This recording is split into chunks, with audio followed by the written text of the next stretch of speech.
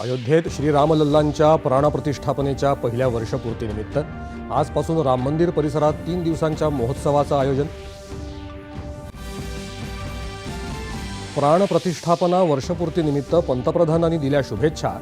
त्याग, तपस्या आणि संघर्षाचं प्रतीक असलेलं राम मंदिर विकसित भारताच्या संकल्पपूर्तीमध्ये प्रेरणा बनेल, पंतप्रधानांनी व्यक्त केला विश्वास।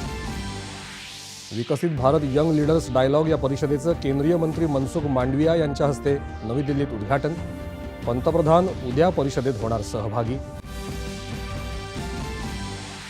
केंद्रीय मंत्री अश्विनी वैष्णव यांनी केली पुण्यातल्या सीडॅक संस्थेची पाहणी। विकसित भारताचं उद्दिष्ट साधण्यासाठी तंत्रज्ञानातील प्रगती गुरुकिल्ली असल्याचं केलं प्रतिपादन।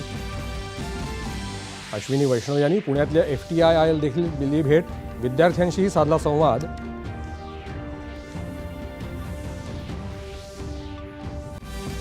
गेल्या 10 वर्षात तब्बल 56,800 कोटी रुपयांहून अधिकच्या अंमली पदार्थांची विल्हेवाट लावण्यात केंद्र सरकारला यश, गृहमंत्री अमित शहा।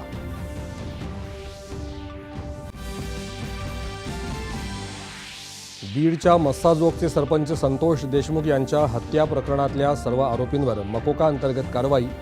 विशेष तपास पथक अर्थात SITनं उचललं पाऊल। टोरेस घोटाळ्यात भाईंदर येथील कंपनीशी संबंधित तिघांना नवघर पोलिसांकडून अटक, आरोपींकडून 26 लाख रुपयांची रोकड जप्त।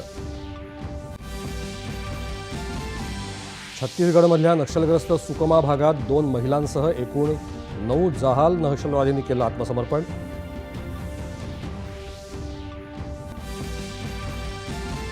आणि मलेशिया बॅडमिंटन अजिंक्यपद स्पर्धेत भारताच्या सात्विक साईराज आणि चिराग शेट्टीच्या जोडीचं आव्हान उपांत्य फेरीत संपुष्टात।